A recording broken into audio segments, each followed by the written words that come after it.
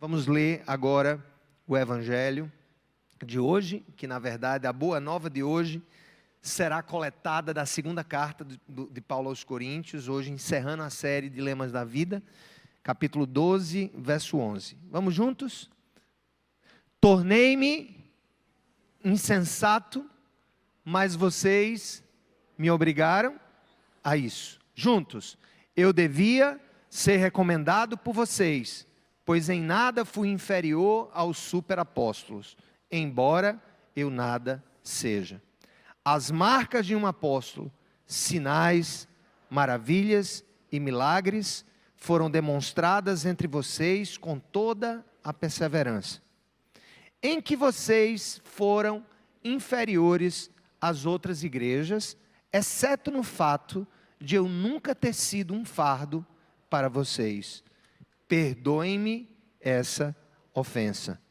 Agora estou pronto para visitá-los pela terceira vez e não serei um peso para vocês, pois o que desejo não são os seus bens, mas vocês mesmos. Afinal, os filhos não devem ajuntar riquezas para os pais, mas os pais para os filhos. Assim, muito alegremente, gastarei por vocês o que? Tudo o que tenho, e também me desgastarei pessoalmente.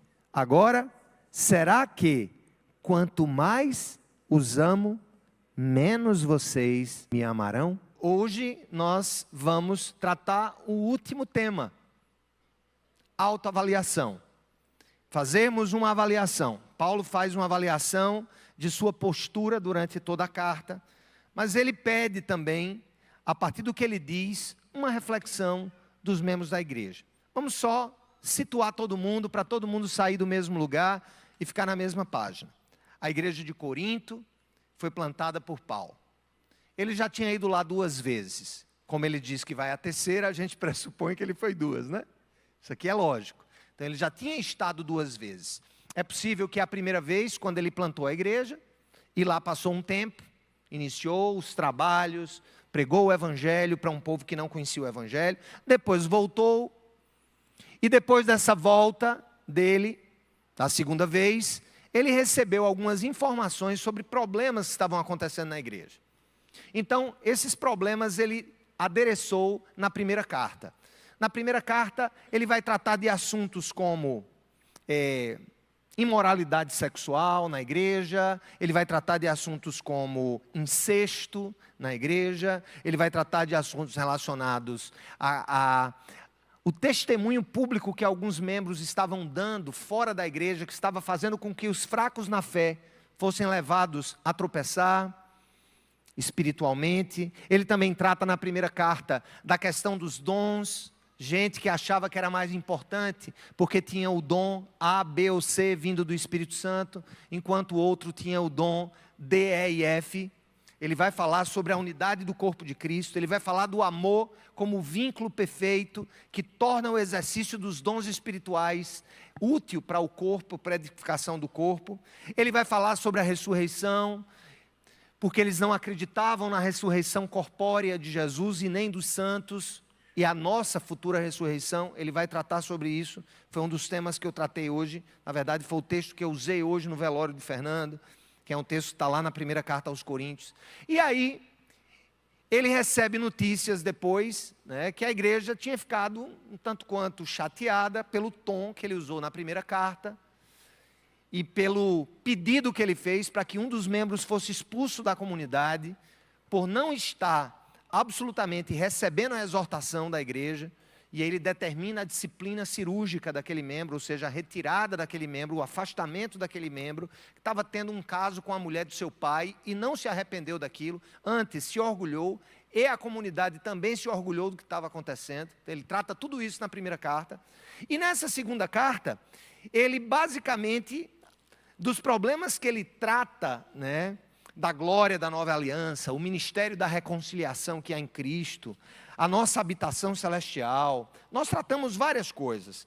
Ele vai tratar também eminentemente da defesa do seu apostolado, do seu ministério, que estava sendo colocado em dúvida, tá? E ele chama a igreja a uma avaliação sobre quem ele era, sobre o que ele fez, mas ao mesmo tempo sobre as prioridades que estavam no coração da igreja. No verso 11, que eu peço para que seja colocado aqui, nessa sessão de encerramento da epístola, da segunda epístola aos Coríntios, que também é uma carta, além de corrigir problemas doutrinários, é uma carta também que coloca ali a defesa do seu apostolado, e ele defende isso com muita honra, ele defende isso com muita intensidade. Ele vai, e no início do verso 11, ele vai dizer o seguinte: tornei-me insensato. Repita isso comigo: tornei-me insensato. Ou seja, Paulo vai de uma certa forma reconhecer que no seu processo de defesa do seu apostolado, ele pode ter se excedido e ter se tornado insensato por ter trazido à tona questões relacionadas a ele, que poderiam dar a conotação de que ele estava se gloriando em si mesmo, que ele estava defendendo o seu apostolado a partir das suas próprias experiências, não a partir daquilo que Deus tinha feito na vida dele. Então ele reconhece a sua insensatez aqui, e isso é um sinônimo de grandeza. Um apóstolo dizer para a igreja que ele plantou, que ele corrigiu na primeira carta, que ele está corrigindo os cursos da vida comunitária daquela igreja na segunda carta, ele vai dizer: tornei-me insensato. De fato, se você lê tudo que acontece para trás, tudo que ele faz na sua defesa, quando ele fala dos seus sofrimentos, quando ele questiona a fidelidade dos coríntios, quando no capítulo 10 ele defende o seu ministério, a partir do verso 10, 11 e 12, é basicamente uma defesa do fato de que Paulo era apóstolo. E havia um grupo na igreja que estava dando mais ouvidos ao que ele chama de superapóstolos. A Bíblia não é clara sobre quem seriam os superapóstolos. Em um momento, ele vai questionar a falsidade do coração de alguns que chegaram lá pregando o evangelho, mas é possível também que, ao se comparar com os superapóstolos, ele esteja se referindo aos primeiros apóstolos da igreja, já que ele foi escolhido, como ele mesmo diz, fora de tempo, de maneira extemporânea. De fato, Paulo não conviveu pessoalmente com Jesus. Pedro conviveu, João conviveu, Tiago conviveu, os apóstolos do primeiro grupo ali dos 12 conviveram com Jesus. Paulo foi escolhido porque ele, na época de Cristo, logo depois da ressurreição e ascensão, ele começou a perseguir a igreja. Então ele foi escolhido depois. Ele foi escolhido e saiu da categoria de perseguidor para perseguido. Então é como se houvesse ali um conflito entre os apóstolos que conviveram com Jesus, os 12 ou 11, 12 porque Judas foi substituído por Matias, e Paulo traz, eventualmente, pode-se pensar que ele está se referindo também aos primeiros apóstolos. Ora, ele colocou em crítica homens que passaram ali com segundas intenções, mas ora ele coloca os próprios apóstolos ali em perspectiva, tendo em vista que ele fundou aquela igreja, que estava dentro, como eu preguei há 15 dias, da sua esfera de atuação. O que Deus tinha dado para ele, ele estava cumprindo o seu ministério. Mas o fato aqui é o seguinte: é como se a igreja de Corinto, a partir de um certo momento, mesmo tendo sido ele o seu fundador, começasse a olhar para Paulo com olhos de desconfiança, como se ele de fato não fosse um apóstolo, como se os apóstolos verdadeiros fossem outros, e ele não. Aquilo foi muito duro para ele. Às vezes, o não reconhecimento das pessoas para o seu trabalho, para quem você é, isso causa tristeza, especialmente se são pessoas a quem você dedicou a vida. Todos nós passamos por isso, por esse tipo de decepção relacional. Então, ora, o cara plantou a igreja, cuidou da igreja, escreveu para a igreja, direcionou a igreja, tanto que essas cartas, primeira e segunda carta dele aos Coríntios, é uma carta canônica, que foi considerada pela igreja no processo de composição da Bíblia, como uma carta inspirada, por tudo aquilo que ela trouxe, por tudo aquilo que agora, nos seus 2000 anos de existência, ainda hoje traz para nós. É muito triste, né? A gente ter, às vezes, o desrespeito daqueles para quem nós demos a vida, ou dedicamos a vida. E essa discussão está muito clara. Então Paulo passa uma defesa muito intensa do seu ministério, a ponto dele dizer no verso 11, lá na frente, no final da carta, que foi insensato. É possível que ele tenha se excedido. Não sabemos exatamente o que ele quis dizer com isso. Mas coloca aí o texto para que todo mundo tenha isso na cabeça, como autoavaliação. Será que às vezes na defesa de quem nós somos, na defesa das nossas prerrogativas, ou na defesa de quem nós sabemos que somos, não pode chegar ao nível da insensatez, na hora que a gente se auto-justifica, ou na hora que a gente tem tentado ou tenta justificar para os outros quem nós somos? Talvez a gente possa passar um tom de insensatez, de glória humana, de desejo de reconhecimento fora dos limites que Deus quer que a gente busque. Mas o fato é que ele reconhece isso: tornei-me insensato. A Bíblia, gente, ela não é apenas o que Deus espera de nós. A Bíblia não é apenas a palavra de Deus para nos ensinar o que devemos ser, mas também é o retrato, é a narrativa de homens e mulheres, desde o primeiro livro da Bíblia até o fim, que também erraram no meio do caminho, mas que reconheceram os seus erros, que fizeram uma autoavaliação, que observaram o coração e disseram: será que eu estou tão preocupado com a minha honra, que a defesa dela não tem me feito ser insensato, ou me preocupar demais com o que os outros pensam ao meu respeito? Será que a tentativa frenética de nós dizermos quem nós somos, ou expressarmos quem nós somos, não pode nos levar à insensatez? Portanto, essa é a primeira análise que temos que fazer nos dias de hoje. Quando ele diz: olha, tornei-me insensatos. Mas ele vai explicar porque ele chegou ao nível da insensatez para defender as credenciais do seu apostolado. Ele vai também colocar na igreja um pouco da culpa por tudo isso. Quando ele vai dizer: mas vocês me obrigaram a isso. Como assim, Paulo? A igreja te obrigou a isso? Por que você está dizendo que a igreja acabou te tornando insensato? E ele vai explicar: eu devia ser o que, irmãos? Ser o que, irmãos? Lembra aí. Eu devia ser o que, irmãos? Recomendado por vocês.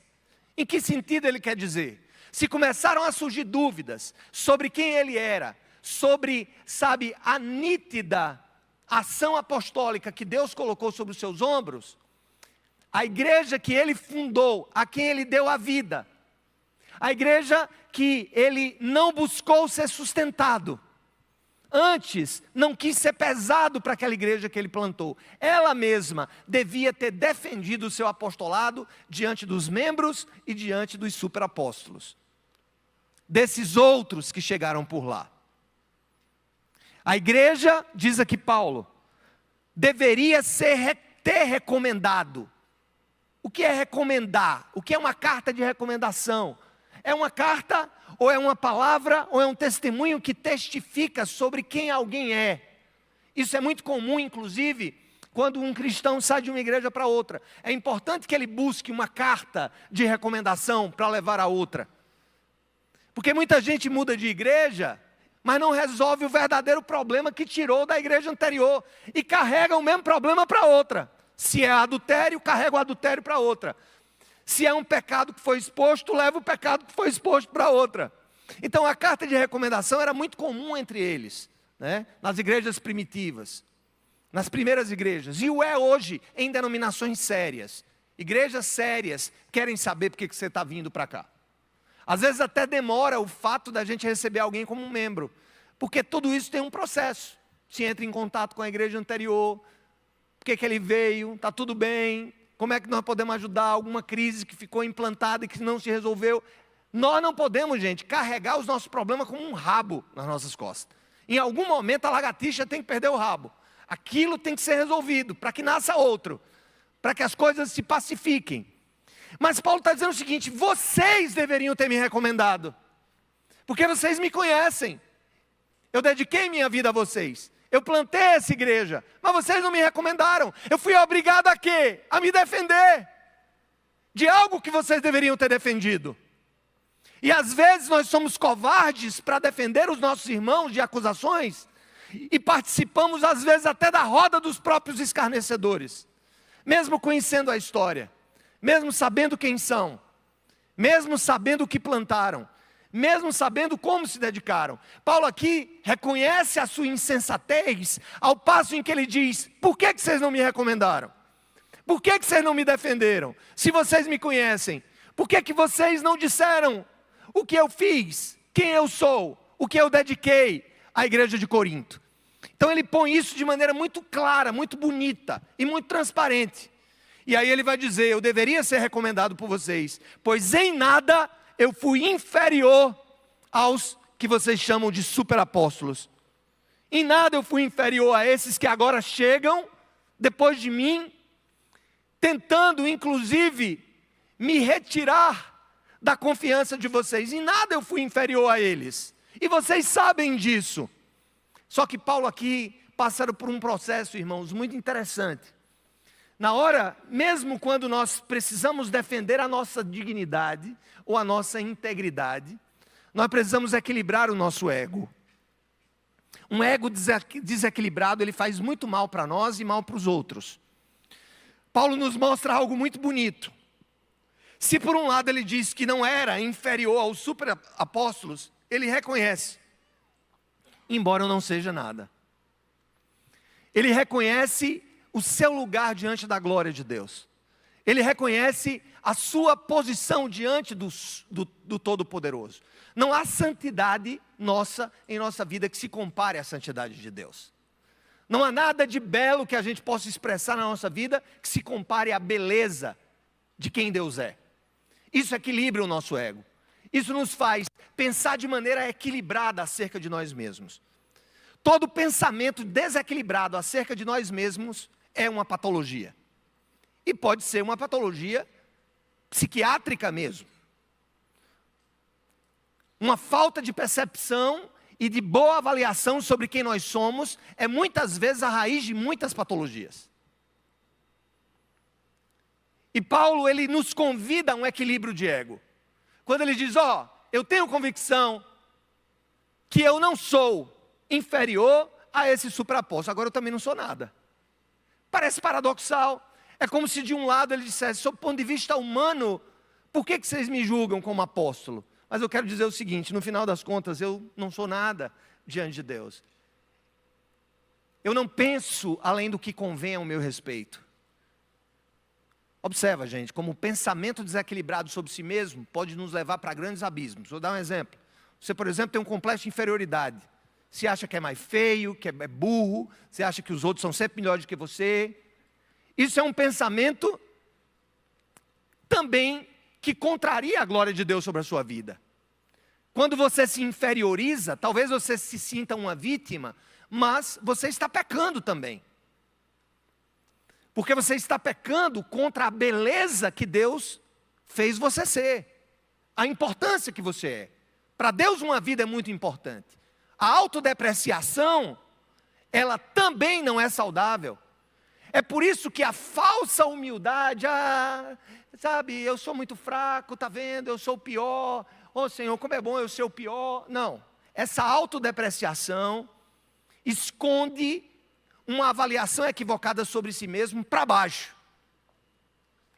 Mas por outro lado, quem se acha o centro do universo, a última bolacha do pacote, quem acha-se a bala que matou John Lennon, quem acha que é demais, quem acha que o mundo gira em torno de si, que tem o nariz empinado, né? Assim como é?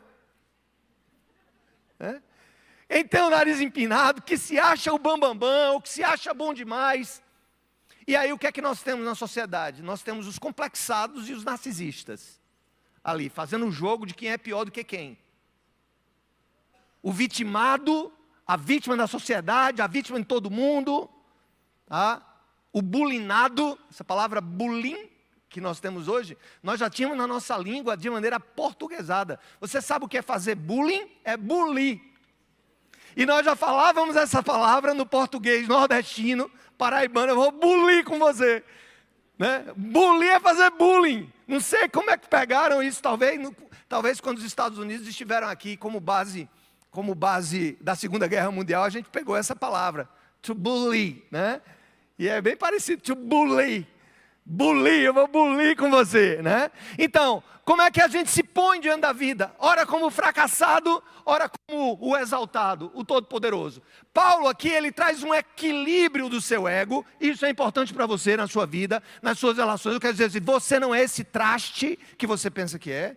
Você não é essa porcaria que estão dizendo que você é. Não, você foi feita à imagem e semelhança do Criador. O Senhor te ama. Ele te colocou sobre você o Espírito Santo dele. Você é muito importante. Você é maravilhoso. Agora, você não é a menina dos olhos de Deus.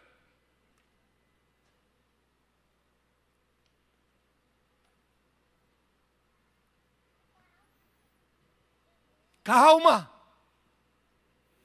Paulo diz, eu não sou nada. Eu não sou digno de honras extras. Eu não sou digno de tratamentos diferenciados. É isso que ele quer dizer. Mas eu não vou me deixar depreciar. Porque em nada eu sou pior do que os super apóstolos.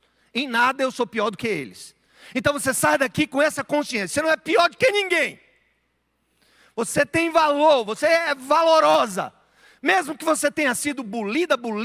Sabe, mesmo que você tenha sido em algum momento da sua vida atormentado, ou de alguma maneira violado, ou assediado, assediada, ou de alguma maneira, sabe, você possa ter sido abusado ou abusada na infância. E isso é muito importante, porque mulheres e homens que foram abusados na infância tendem a cultivar um complexo de inferioridade, de ser lixo. Você não é lixo. Mas ao mesmo tempo, Paulo disse, eu também não sou nada. O que a igreja de Jesus precisa é encontrar o equilíbrio. Abandonar a autodepreciação, entender-se como importante a ponto do próprio Deus ter morrido por você. Mas ao mesmo tempo, entender humildemente o seu lugar na história como servo e não como Senhor. É isso que ele quer dizer nessa autoavaliação. Ele se autoavalia, ele ajuda a igreja também a se autoavaliar. E aí ele continua. Fui insensato, mas vocês me obrigaram a isso. Eu deveria ser recomendado por vocês, pois em nada eu sou inferior aos superapóstolos, embora eu não seja nada.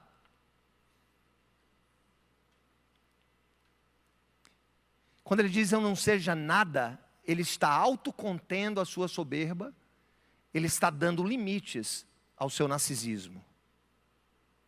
Ou a necessidade de reconhecimento daquela igreja. E no final das contas, irmãos, triste, não é que opiniões não sejam importantes. Eu gosto de opiniões, mas eu aprendi com o passar dos anos a ponderar as críticas. A crítica que a minha mulher me faz, ou algo que a minha esposa me diz, ela que convive comigo 24 horas, tem muito mais importância do que um doidinho do Zorro que vai numa rede social falar alguma coisa ao meu respeito. Eu não posso colocar no mesmo nível. Mas ao mesmo tempo, um elogio de quem não me conhece, se aceito sem ponderação, é tão tolo quanto a aceitação de uma crítica de quem não me conhece. Só que a gente vive numa sociedade que ou nos põe para baixo ou quer nos elevar demais para cima. E o que nós precisamos é desse equilíbrio emocional, a ponto de dizer, eu sei quem eu sou em Cristo Jesus. Eu sou importante, Ele morreu por mim. Mas eu não sou Deus. Eu sou criatura, eu não sou nada, quando comparado à glória que apenas a Ele é devida na minha vida. Isso equilibra meu narcisismo. Isso me faz olhar para as pessoas não como meios de alcançar algo, mas como fins em si mesmo, como importantes em si mesmo. Porque se a minha valoração é dada pelos outros, eu jamais entenderei o valor do outro. Porque o valor do ser humano é intrínseco, ele não é dado. A dignidade humana, enquanto um valor, não é concedida, ela existe pela essência, pela ontologia do próprio ser. Pelo fato de eu ter sido feito à imagem e semelhança de Deus, e qualquer outra pessoa, branca, preta, amarela, pobre, rica, ter sido feita à imagem e semelhança de Deus, ela carrega a dignidade de Deus. Isso impede que ela vá para o fundo do poço das avaliações que a depreciam. Mas ao mesmo tempo, quando eu entendo que sou feito à imagem e semelhança de Deus, eu entendo que eu não sou Deus. E como eu não sou Deus, eu preciso debrear na minha relação com as pessoas como se eu fosse o centro do universo. Entendido, irmãos? Está mais ou menos entendido ou está confuso? Então, é mais ou menos isso que está dentro desse diálogo de Paulo com a igreja. E aí no verso posterior, no 12, ele vai dizer assim, ó, as marcas de um apóstolo, sinais, maravilhas e milagres, foram demonstradas entre vocês, com grande perseverança. Tá?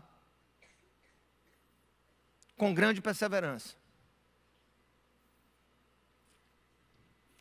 E aí, começa aqui uma outra discussão. É sobre o valor daquela igreja, o que aquela igreja sentia ser, pelo fato de ter sido Paulo, e não um superapóstolo, entre aspas, que a fundou. É o que ele vai questionar aqui, ó. Vamos comigo, vamos me acompanhar. Ele vai dizer assim, em que vocês, verso 13, leiam comigo, em que vocês foram inferiores às outras igrejas. Ou seja, havia uma palavra de que eles se sentiam inferiores. Por quê? Porque não tinham sido plantados pelos apóstolos do primeiro colégio apostólico que andaram com Jesus. Embora Paulo tenha sido escolhido em visão, em aparição do próprio Cristo para ele na estrada de Damasco, ele foi escolhido pelo próprio Jesus. Isso foi reconhecido depois pelos próprios apóstolos, por Pedro, por João, por Tiago, por os grandes líderes, os primeiros apóstolos da igreja, certamente pelas mulheres, por Maria, por Salomé, por aquelas que acompanhavam. Paulo é, embora, digamos, mais tarde reconhecido como apóstolo, para aquela igreja ficou parecendo que ela era inferior, porque ela não tinha sido estabelecida naquele país, naquela região da Acaia, por um apóstolo do colégio apostólico primeiro, inicial. É isso que ele vai tratar aqui, é isso que ele vai dizer. Em que vocês foram inferiores às outras igrejas? E aí Paulo vai começar agora a colocar para pensar, o povo para pensar sobre qual foi a diferença. Não sei se vocês lembram, há 15 dias eu disse para vocês que alguns pregadores que passavam de igreja em igreja e eles eram remunerados para pregar. Alguns até não tinham compromisso com a verdade, eles eram sofistas. Não é que Pedro esteja dizendo isso, aliás, Paulo esteja dizendo isso sobre São Pedro, ou sobre São João, ou sobre outros apóstolos de Jesus. Mas o fato é o seguinte, Paulo fez uma opção. E certamente ele deve ter colocado aqui, peraí, o que é que eu fiz de diferente nessa igreja, para essa igreja se sentir menor? Ah, deve ter sido uma coisa. O fato de eu ter escolhido não ser um peso para a igreja. Porque todos os outros tinham a carga de, digamos, sustentar os seus missionários. De bancar os seus missionários. E em nenhum momento Paulo diz que uma igreja bancar os seus missionários ou bancar os seus ministros é errado. Mas ele coloca aqui como a possível, provável hipótese mínima de que aquilo talvez teria sido a razão pela qual os membros da igreja de Corinto olhavam para ele com outros olhos. Poxa, esse cara nunca pediu, a gente nunca sustentou ele nunca pediu sustento. Então Paulo usa aqui de uma certa ironia e diz assim, em que vocês foram inferiores às outras igrejas?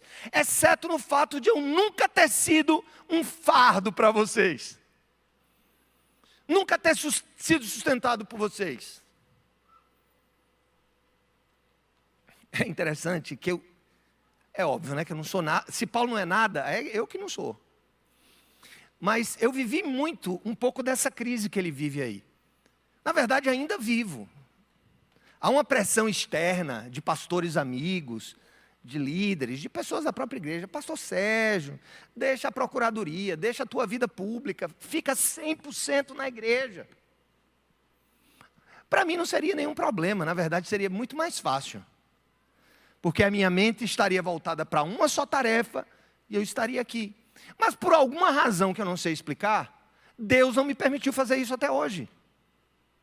E não me pergunte se eu sei exatamente, porque eu não sei. Só sei que Ele não abriu portas, Ele não confirmou no meu coração, no coração da minha família isso. Então, de uma certa maneira, e aqui eu vou dizer de maneira muito, digamos assim, amigável, mas eu sei que há líderes cristãos, há pastores que olham para mim e talvez me vejam como um ministro de segunda categoria.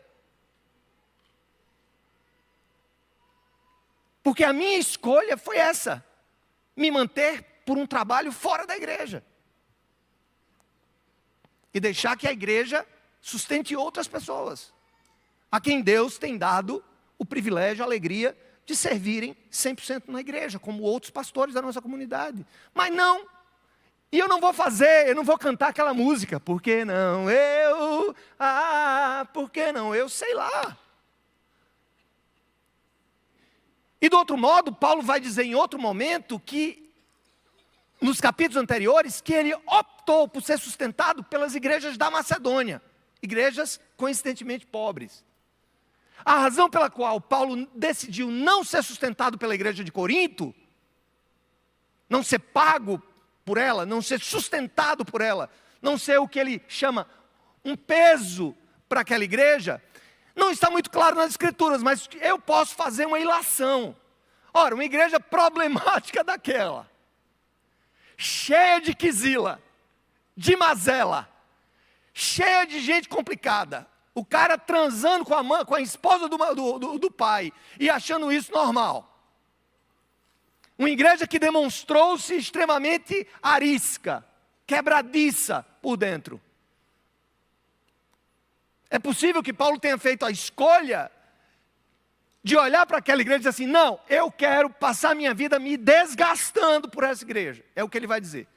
Eu vou me desgastar por ela. Mas não quero que ela, de maneira alguma, me tenha como peso. E ele coloca isso, irmãos, na vida. Às vezes as escolhas que a gente faz, elas não soam no ouvido dos outros como algo viável. Sempre colocam uma pulga.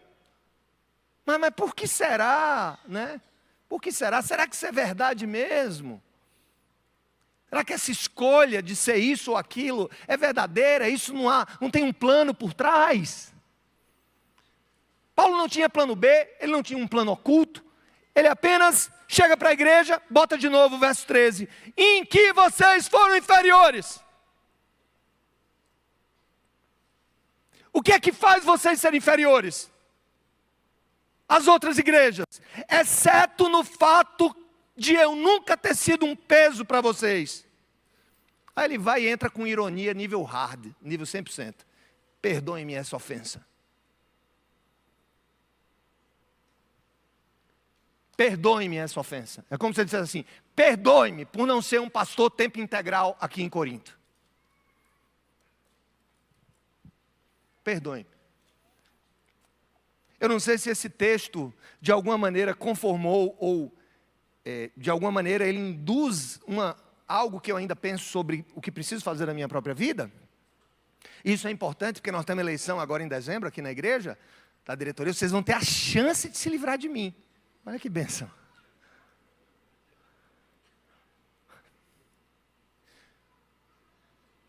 E eu vou ter a chance de reduzir a minha carga. Mas isso é para a gente pensar. Talvez até esse tipo de escolha seja para cotejar, para nos fazer pensar o quanto nós amamos fazer alguma coisa. Isso serve para que nós pensemos sobre a importância do trabalho voluntário. Sobre um esforço que qualquer um de nós pode fazer para ajudar o próximo, sem que aquilo tenha necessariamente uma retribuição, ainda que essa retribuição seja justa. Paulo nos faz pensar sobre a importância de lutar e se desgastar por algo pelo qual nós acreditamos, sem sermos de alguma maneira conduzidos por algum desejo ou oculto, ou ao mesmo tempo justo, de ter algo em troca. Uma recompensa. Justa, quero dizer, justa, não injusta. O apóstolo Paulo me ensina muito sobre renúncia, sobre padecer por algo que nós acreditamos, ainda que não tenhamos retribuição daquilo. E foi assim que essa comunidade nasceu. Sem recursos, sem som, sem lugar para se reunir, mas todo mundo na rua,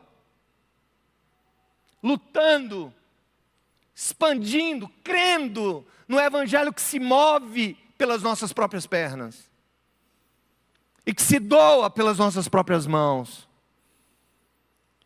Mas o ponto é que ele coloca isso em xeque, em que foram inferiores às outras igrejas, exceto no fato de eu nunca ter sido um fardo para vocês.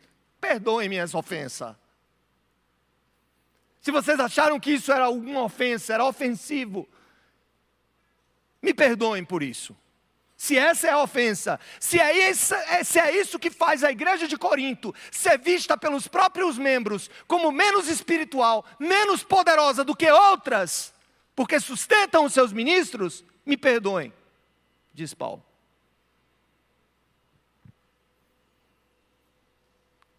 É muito profunda essa afirmação dele. E aí ele continua no verso 14, né, tentando explicar um pouco. Quando ele diz, poxa, eu não ia nessa igreja não, sei lá se eu ia. Tinha ido 2 vezes, escreveu 2 cartas, a segunda carta. A igreja colocando em xeque o seu apostolado, duvidando de suas intenções, duvidando que ele andava com Deus, porque ele resolveu, por algo que Deus lá sabe o que, não depender daquela igreja, ou não depender das igrejas daquela região da Acaia. Ele diz assim, eu estou pronto para visitá-los pela 3ª vez, e eu não serei mais uma vez peso para vocês. É como se dissesse assim, não se preocupem em me hospedar, em me alimentar quando eu chegar aí. Não se preocupem em pagar os gastos da minha viagem. Eu irei aí, porque eu amo vocês. Eu estarei com vocês. Pois o que eu desejo, olha que coisa linda, e isso nos leva a uma autoavaliação. O que desejo não são seus bens, mas vocês mesmos. É como se Paulo dissesse, eu não quero o que vocês têm. Eu não quero o que vocês têm para dar. Eu não quero o que vocês eventualmente possam dar. Eu quero vocês. Nós precisamos de mais amor despretensioso na nossa vida, na nossa relação com o próximo, nossa relação com o cônjuge, na nossa escolha matrimonial. Não quero seus bens, eu quero você.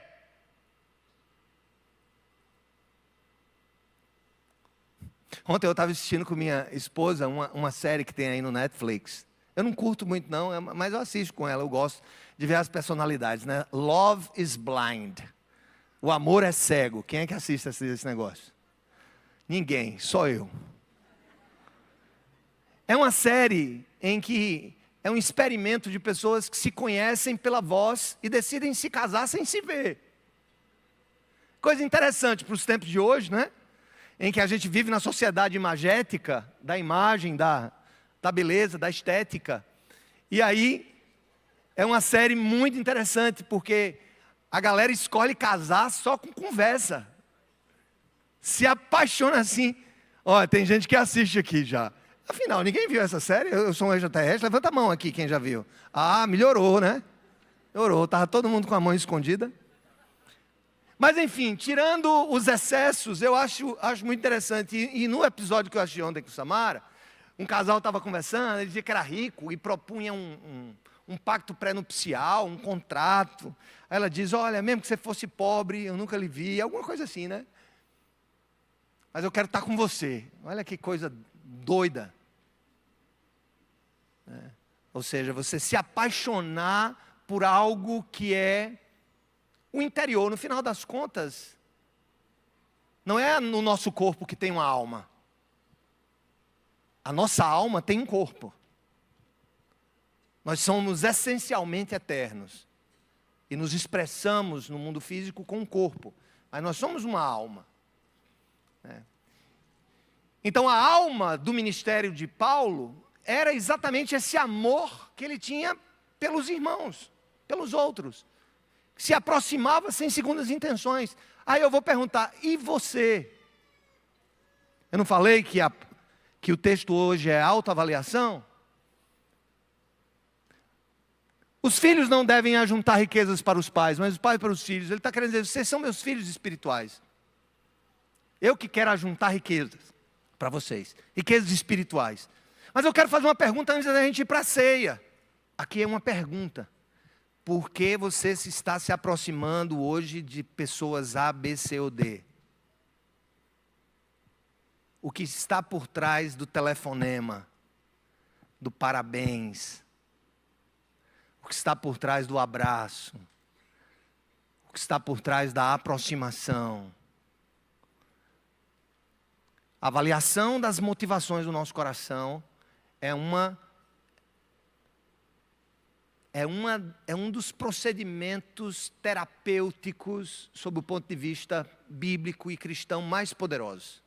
Avaliar as minhas intenções todo o tempo. Paulo deixou bem claro no verso 14 que ele amava aqueles irmãos. Eu não quero os seus bens, mas eu quero vocês. Além disso, os filhos não devem ajuntar riquezas para os pais, mas os pais para os filhos. Aí ele vai e completa mais apaixonadamente ainda. Vamos ler comigo o verso 15 todo. Vamos lá, igreja, juntos, o verso 15 na tela. Já assim, muito alegremente, gastarei por vocês tudo o que tenho, e também me desgastarei pessoalmente.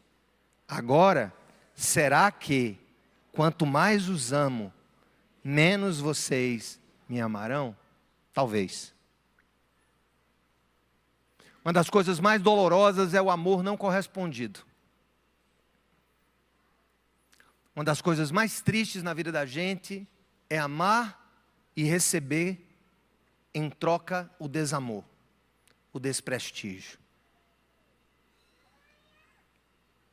Na verdade, isso aqui não é uma tese, mas é uma hipótese a ser pesquisada. No contexto eclesiástico, e isso eu tenho conversado com muitos líderes, pastores, padres, parece que aqueles a quem mais se dá de tempo, de atenção, são os que menos reconhecem isso. Sabe o que é que eu fiz para viver bem? Sabe o que é que eu aconselho você para que você viva bem diante dessa realidade? Primeiro, saiba que a realidade da não correspondência é patente nas nossas vidas. Paulo diz, será que quanto mais eu amo vocês, menos vocês me amam? Isso pode acontecer na nossa vida. Qual é o segredo para saúde emocional nesse caso? Continue amando e regule a válvula da expectativa de retorno.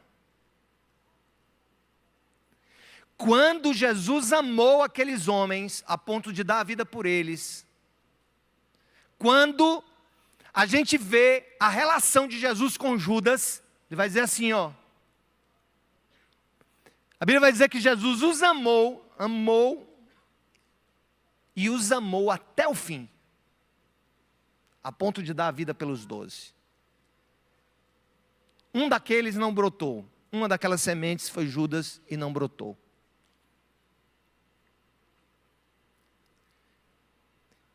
Um dos segredos para a sanidade emocional, para a sanidade espiritual, é entender que o amor não procura e não gera expectativas de retorno. É óbvio que quando nós amamos, quando nos dedicamos, quando plantamos sementes no coração do próximo, ou do próximo mais próximo, nós temos a oportunidade de muitas vezes construir relacionamentos muito fortes, muito íntegros, mas eventualmente isso não vai acontecer, pode não acontecer. Mas Paulo fez uma escolha. E a escolha está esculpida nesse texto. Tudo que tenho, eu gastarei por vocês. e me desgastarei pessoalmente. Não só o que eu tenho, mas eu. Ou seja, eu vou gastar dinheiro para ver vocês. Eu não quero que vocês paguem. Não quero que vocês tenham despesa comigo. É a opção que eu faço. Eu me desgastarei pessoalmente. Paulo, a essa altura, já não era um homem jovem. Já era um homem perto da idade idosa, ou talvez idoso já. Agora, será que quanto mais os amo, menos vocês me amarão?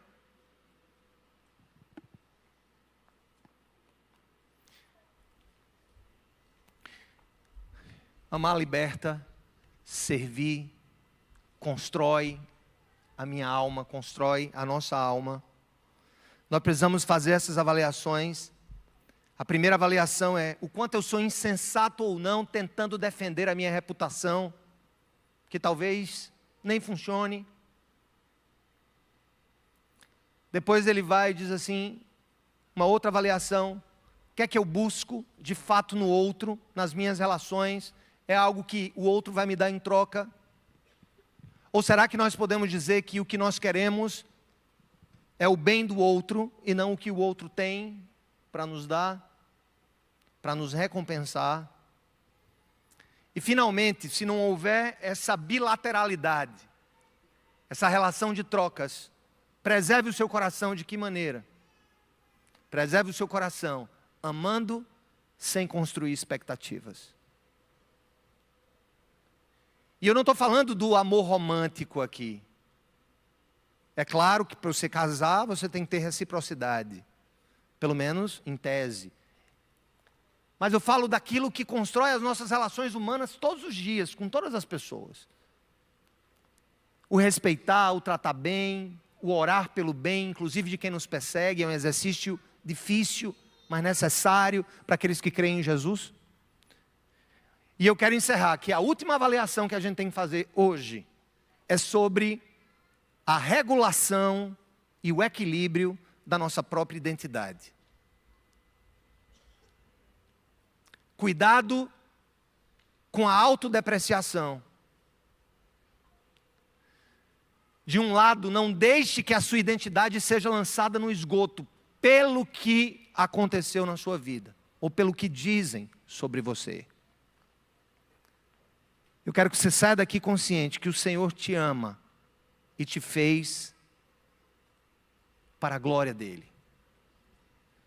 E que as suas más experiências não podem definir e te derrubar a ponto de gerar em você complexos insuperáveis de inferioridade. Você é importante aos olhos de Deus. Ele te fez. Ele enviou seu filho para morrer por você. Primeira decorrência dessa convicção: não deixa tua identidade ir para a fossa. Mas ao mesmo tempo, cuidado com a autoexaltação. Cuidado com a necessidade de querer ser ou parecer ser o centro das atenções. Cuidado com esse ego inflado. Porque do jeito que o lugar da tua identidade não é a fossa, também não é o topo da montanha. Pensemos ao nosso respeito de acordo com o que convém. Nem para mais, nem para menos. Bem, isso é o que você faz consigo. O que você faz com outro. Quer um conselho? Nunca espere tudo aquilo que você espera. Porque o universo alheio é tão complicado como o teu próprio universo. Se você não consegue se entender, se ajustar, se equilibrar, imagine a pretensão de tentar gerenciar quem o outro é para você. Paulo não tinha como gerenciar o que os coríntios pensavam a respeito dele, mas uma coisa ele disse: vou continuar amando vocês e me desgastando por vocês. Que o Senhor nos abençoe e nos guarde hoje e para sempre. A igreja diz: amém, aleluia.